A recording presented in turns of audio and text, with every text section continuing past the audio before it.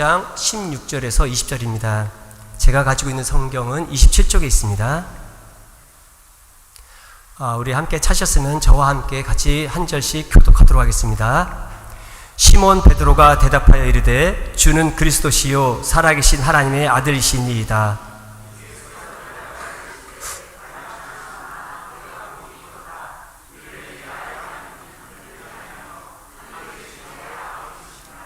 또 내가 네게 이르노니 너는 베드로라. 내가 이 반석 위에 내 교회를 세우리니 음부의 권세가 이기지 못하리라.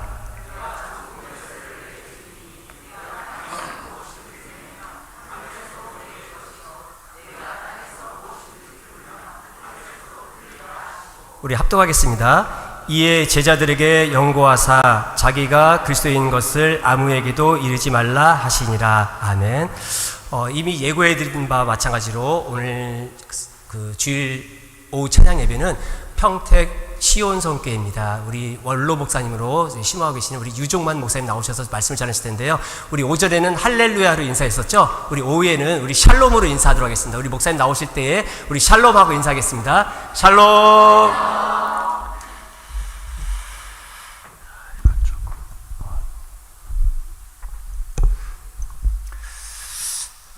담임 목사님이 안 계신데 여러분 조금도 위축되거나 그렇게 할 필요 없을 것 같아요. 오늘 찬양팀 보니까 그냥 아이고 우리 찬양팀에서 한번 박수 한번 하겠습니다. 내가 은퇴를 앞두고 있으니까 우리 선배님들이 그래요. 유 목사한테 은퇴할 건데 1년쯤 빨리 해도 좋다고, 너무 편하고 좋다고 그래요. 근데 이 바쁜 것도 이게 나이 따라 바쁜가 봐요. 그때는 정신없이 그냥 또 세월이 지나가더라고. 또 어떤 목사님, 선배님은 유 목사 은퇴하는데 하루도 먼저 하지 말고 12월 30일까지 다 하라는 거예요. 은퇴하면 오라는 데도 없고 너무너무 외롭다고 그래요. 그래서 누구 말을 들을까 하다가 양쪽 말 다 듣고 제가 열흘 빨리 은퇴했어요. 12월 세 주일날 이렇게. 그래서 31년 우리 심호하면서 후딱 지나갔는데 저는 목회를 참 행복하게 재밌게 했어요. 교인들도 그렇고 또 노회 일도 총회 일도 아주 즐겁게 했어요. 그것도 우리 노재환 장로님 저 형님 같이 이렇게 또 목사 장로지만은 그래서 또 최경섭 장로님도 계시고 노회 회관도 그때 짓고 성서 신학원도 운영하고 총회 유지한 일도 같이 하고 이제 그렇게 잘 했었어요. 제가 여기 좀 오랜만에 오니까 너무너무 또 반가운 장로님들도 계시고 그래요. 이런 교회는 위대한 거예요. 교회가 크다고 위대하고 70억짜리 파이프 오르간이 있다고 위대하고 수만 명 교인이 있다고 위대하고 그게 아니에요. 교회가 위대한 것은 복음을 가지고 있기 때문에 그래요. 이런 복음은 국회에서 주는 게 아니에요. 복음은 유엔에서 주는 게 아니에요. 복음은 모든 믿는 자에게 구원을 주시는 하나님의 능력이 됨이라 그랬어요. 이거보다 더 위대한 게 어디 있나 말이죠. 시골 예배당 함석 지붕을 이은 그 교회도 복음이 있기 때문에 위대한 교회가 되는 거예요. 우리는 이 복음이 뭔지 잘 모를 때에 우리가 아직 죄인 됐을 때에 그리스도께서 날 위해 죽으셨어요. 그래서 하나님께서 우리를 얼마나 사랑하는지 그 사랑을 확정해 주셨다 그래요. 이거 다 받은 거예요. 우리 교회는 세상에서 줄 수 없는 하나님의 능력을 가지고 있는 거예요. 이 하나님의 능력이 있으니까 좀 어려움이 와도 슬픔이 있어도 역경이 있어도 아무 문제 없는 거예요. 여러분 복음이 목사가 있다고 무슨 복음이 하는 건 아니에요. 물론 말씀을 전하는 자로 담임 목사가 있어야 되지만 이제 또 좋은 목사님 오시도록 기도 여러분 하시고 절대로 뭐 주눅 들거나 그렇게 할 필요가 없는 것이죠. 왜? 우리의 심령 속에 있는 이 복음이 대단히 있기 때문에 그런 거예요. 우리는 이제 새해가 됐지만은 사실 뭐 새롭게 된 건 아무것도 없어요. 세상이 새로워진 것도 아니고, 여러분 지갑이 뭐 갑자기 두툼해진 것도 아니고, 갑자기 남편 얼굴이 뭐 멋있어 보인다든지 그런 것도 아니고 그래요. 그러나 우리에게 새로움을 주시는 것은 늘 주님 복음 안에서 새로움을 주는 것이. 제가 지난 주일날인데 우리 집사님 저한테 부탁이 있다고 그래요. 같은 교회 나가는 어떤 분이 심히 아파서 병원에 입원해 있는데, 본교에서도 다 신방하고 하겠지만은 당신이 가서 좀 한번 예배를 드려주면 좋겠다. 병실에 가서 그래요. 그리고 환자가 그렇게 사모한다고 하니까 제가 그럼하고 약속을 했어요. 근데 다른 일이 조금 생겨가지고 내일 오전에 가자, 밝을 때 가자 그랬어요. 그리고 월요일 오전에 이제 신방각으로 약속했는데 그 방사하고만 떠난 거야. 하루 일을 우리가 알지 못하는 거야. 우리가 복음 안에서 은혜로 살아야지요.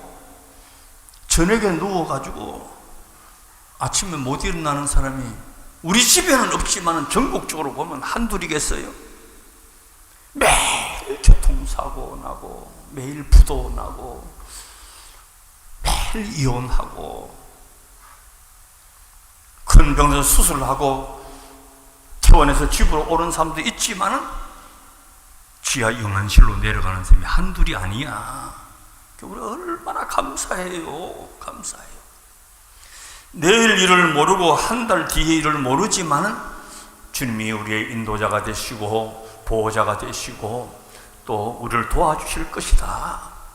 광야 같은 세상이지만은 생수를 마시게 하시고 만나를 먹이신 그 주님이 오늘도 우리를 인도하실 것이다.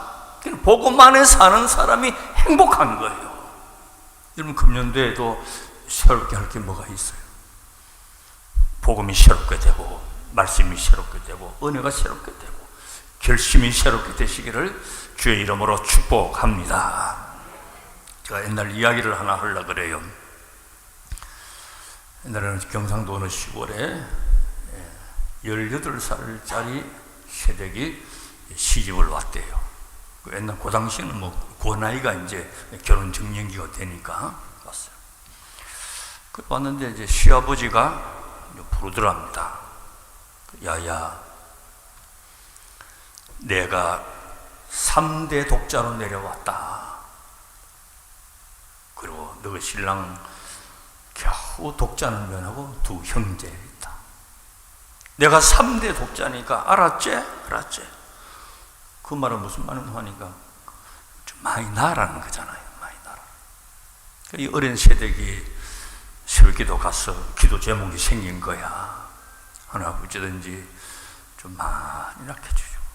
우리 시아버지가 3대 독자라는 손이 귀한 집이니까 어찌든지 많이 낳게 해달라고. 하나님이 그 기도를 들으셔가지고 태의 문을 열어주셨는데 첫 아들을 낳았답니다.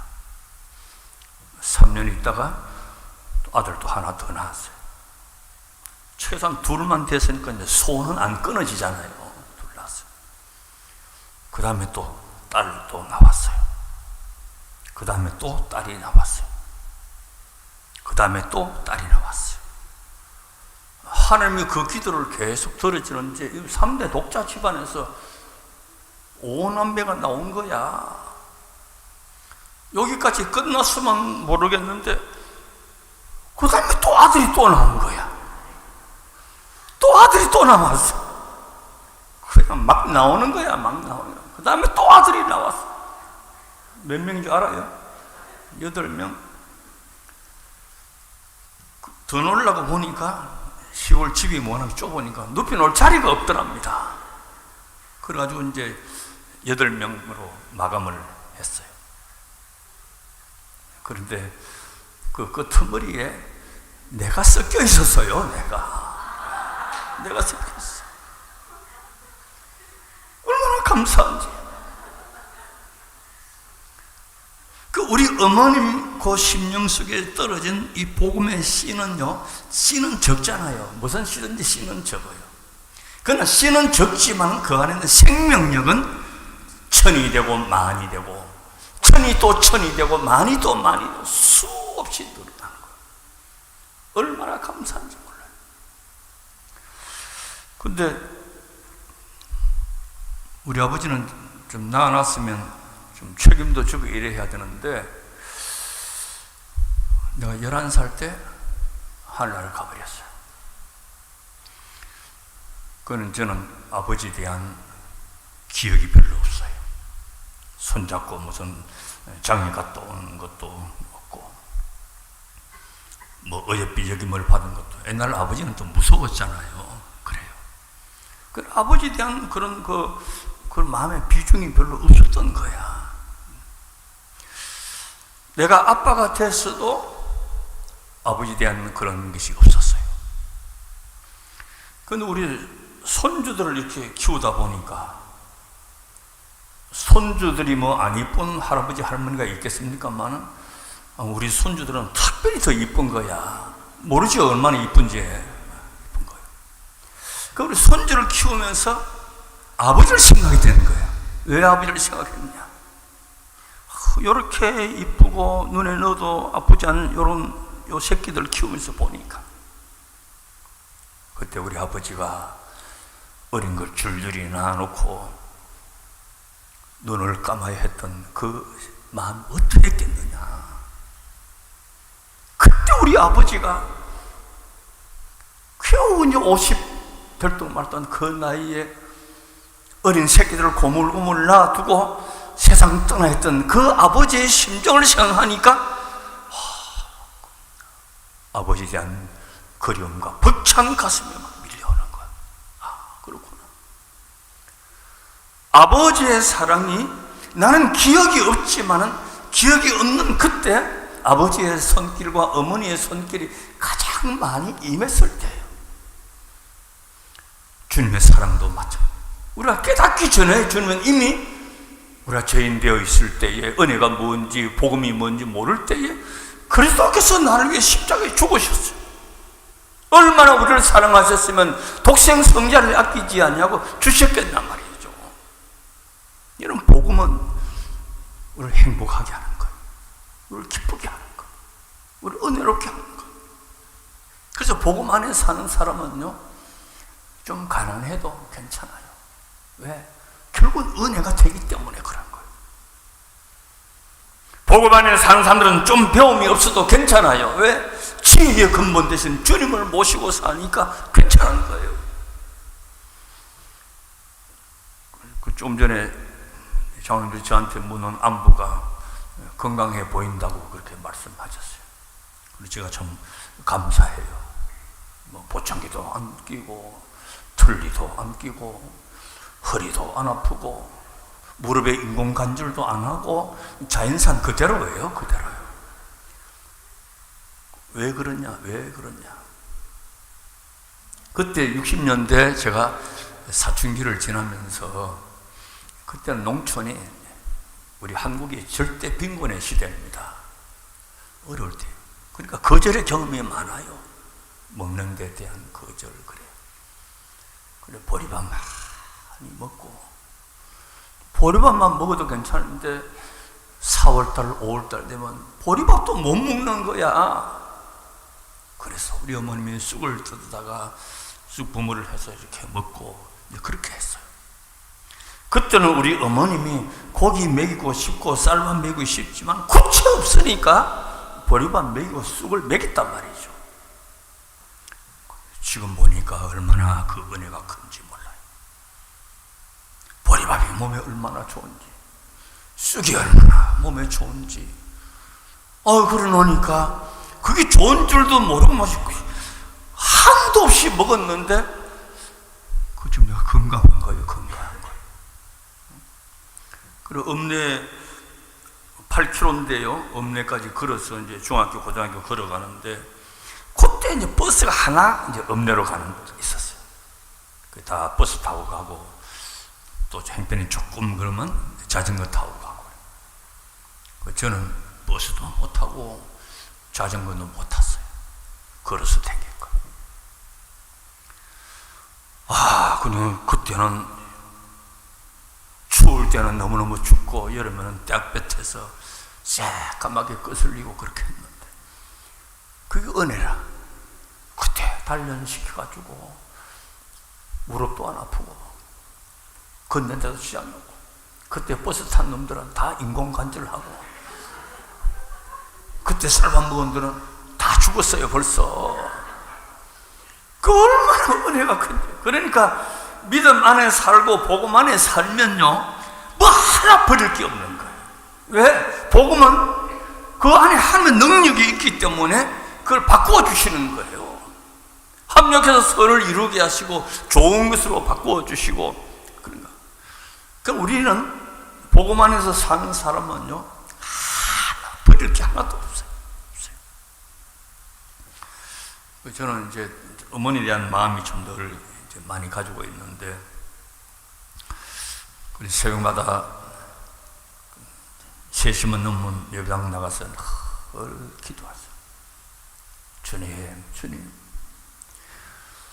내가 다 이 자식들 먹이고 입히고 가르치고 힘이 없어요.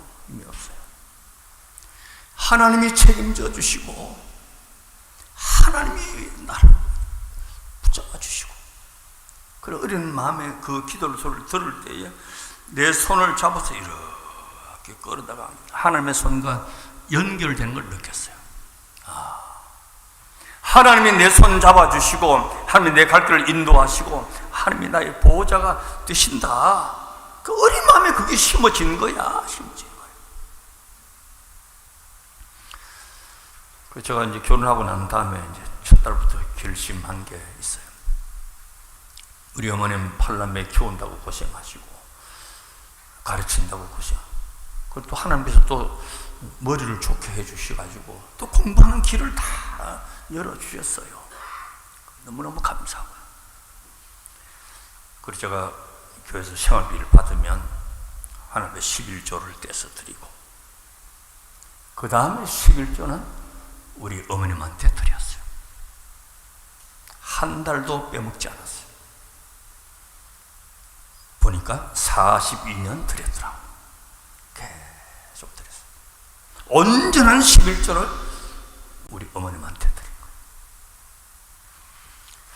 그리고 우리 어머님이 8순이 되셨는데, 그 시골 예배당에서 이제 동네 어르신을 모시고 교회 장로님을 권사를 모시고 이제 8순 잔치를 했어요.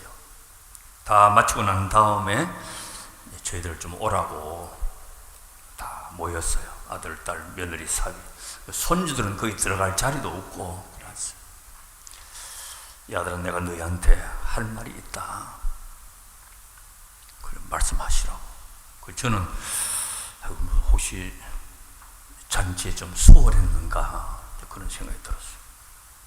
이 아들아, 내가 80인데 얼마 살겠냐?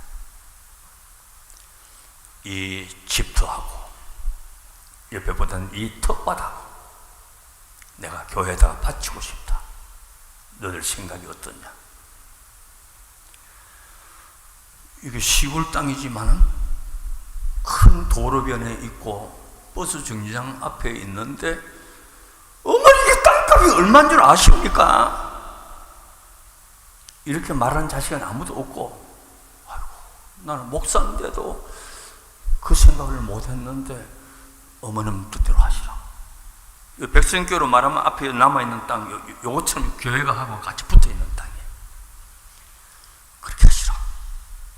내가 또 노예나 총회 일을 알기 때문에 말로만 바친다고 하면 안 되고 이런 서류를 해다가 유지자는 넣어야 됩니다. 그 서류까지 다 넣었어요.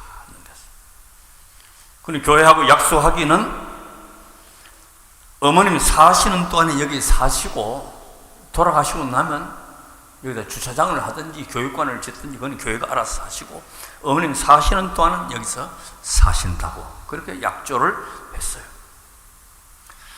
그 우리 어머님 8순 지나고 10년이 지났는데도 안 돌아가시는 거야. 팔순 지나고 15년이 지났는데도 안 돌아가시는 거예요. 그래, 어머님 이거 좀 빨리 비켜줍시다. 교회가 이거 땅 쓰고 싶어근데 저 노인 권사님 빨리 돌아가시라고 통성 기도도 못하고, 그것도 야야 교회가 약속한 건데 나는 여기가 좋아, 여기가 편해. 팔순 지나고 20년이 지났는데도 안 돌아가시는 거예요. 덜에 다니시는 거야, 덜에 다니시는 거야. 오늘 백수 넘고 난 다음에 갑자기 편찮으셨어요. 이 얼굴에 이제 대상포진이 왔는데, 그 대상포진 앓고 나니까 호박이 파리가 된 썰이에 팍 자부라들듯이 그리 되더라고. 그리고도 2년을 더 사셨어요. 돌아가셨어요. 얼마나 감사한지. 땅은 영원히 그 자리에 있는 거예요. 등기 문서 이름은 바뀌지만은 그대로 있는 거예요. 그리고 우리 어머님은 시골에서 배움도 없지만은 하늘나라에 대한 소망이 분명하고 복음이 분명하고 구원이 확신이 있는 것이고, 그날에 아버지께서 나를 영접하실 테니 이까지 그 땅이 뭐고 집이 뭐냐? 아무것도 아니라는 거야. 복음 안에 사는 것은 그 일생이, 내가 어려워도 복음 안에 있으면 하나님의 부요하심을 우리가 다 누릴 수 있고, 내가 외로워도 복음 안에 있는 자는 하나님의 위로를 받을 수가 있는 거예요. 여러분, 내가 외로울 때에, 내가 어려울 때에 사촌한테 부탁해봐요. 2번만 하면 외면합니다. 하나님은 우리가 어떤 어려움과 행편 속에서도 10번, 100번, 1000번을 부탁해도 하나님은 외면하지 않는 것이에요. 그리고 복음 안에는 이 특권을 가지고 있는 것이에요. 내가 병들어도 여호와 라파 치료하신 하나님이 나를 붙잡아 주실 것이다. 내가 연약해도 내가 힘이 있는 게 아니에요. 이는 돈이 힘이고 건강이 힘이지만은 그 잠깐 지나가는 거예요. 여호와 하나님이 나의 힘이 되신다. 다윗이 왕이었고 왕권을 가지고 있고 군사력이 있고 검은 부하가 많지만은 나의 힘이 되신 여호와여, 내가 주를 사랑하나이다. 여호와 하나님이 나의 힘이었다는 것이. 내가 연약해도 하나님의 힘이 되시고, 내가 못 배워도 지혜의 하나님이 되시는 거죠.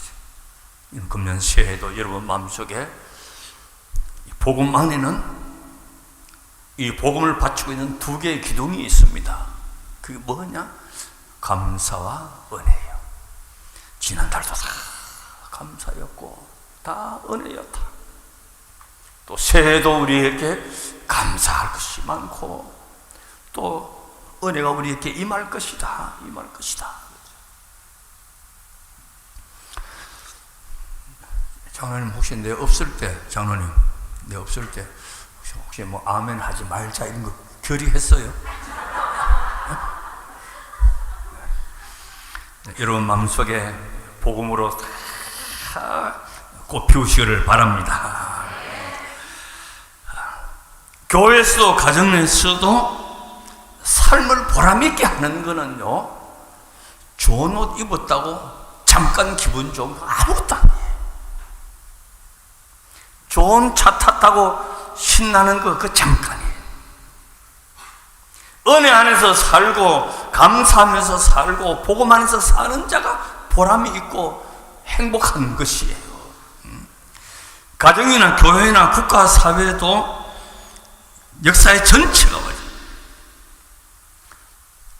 하나님의 은혜 가운데 사는 자가 행복한 자예요. 그리고 저희 큰 형님이지만 어떻게 보면 이제 부모님 같은 이제 가서 이제 터울이 떠니까 내가 이제 50 막 넘었을 때에 우리 큰 형님이 칠순이 됐어요. 그때 생각하니까, 야, 칠순이 벌써 형님이 칠순이 됐구나. 실수를 하니까 뭐 굉장히 이게 그만 이렇게 나이가 들어 보이는 거예요. 그 우리 형님은 뭐 밥 걱정하고 사시는 어른은 아닌데, 아이고 내가 동생이지만은 그냥 형님한테 너무 무심했구나. 그래, 우리 어머님한테는 11조 드리지만은 우리 형님한테는 또 11조까지는 다 못 드리겠고, 그 11조의 반은 내가 형님한테 드려야 되겠다. 그래 매달 형님한테 또 드렸어요. 요즘 아들들도 안 돌아보고 딸들도 부모 그렇게 하는데, 동생이 형님한테 나 착해요 안 착해요? 그 우리 형님한테 몇 년에 19년 드렸어요. 그냥 돌아가셨어요. 내가 은퇴하고도 드렸어요. 얼마나 감사해요. 이 집에 맏아들로 태어나가지고 무슨 그렇게 짐이 고물고물한 동생들 그거 그 형님도 또 생각하면 너무 또 감사한 거야. 감사한 거. 내가 칠순 되어보니까 아무것도 아닌데 마음은 뭐 청년 같은데, 그때는 칠순 된 형님이 아이고 벌써 이렇게 되셨나, 그 마음이 드는 거죠. 이런 복음 안에 있는 자는요 다 감사하고 다 은혜. 하나님께서 이 마음을, 이 사랑의 마음을, 내가 무슨 성격이 좋아서 그 마음이 있는 것도 아니고, 내가 무슨 도덕 공부를 잘해서 그 마음이 있는 것도 아니고, 수양을 해서 그 마음이 있는 것도 아니고, 우리 어머님이 기도를 심어주고 복음을 심어준 그 마음이 사람을 사랑하고 어른을 공경하고 또 이렇게 높여주고,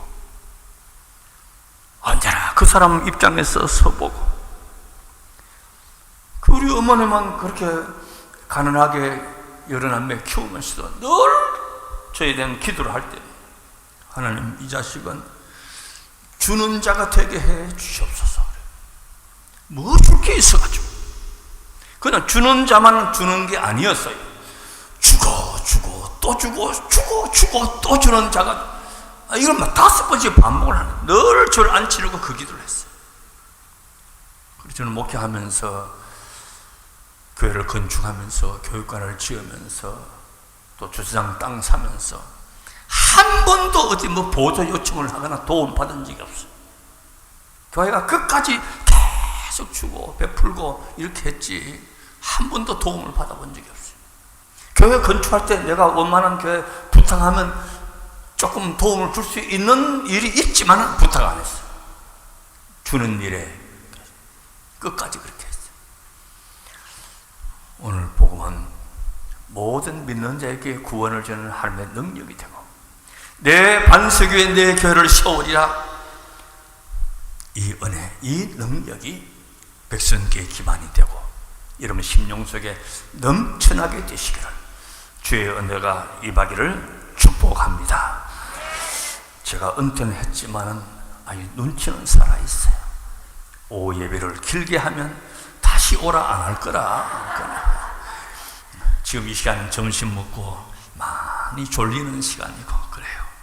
또 말씀이 뭐 내가 1시간 더 할 수 있지만은 길면 입력이 느린 거야. 그래서 여러분 금년 한 해도 딴 거 힘쓰지 말고 말씀 듣고 기도하고 복음 안에 사는 삶이 여러분들의 새로운 삶이 되시기를 주의 이름으로 축복합니다. 아멘.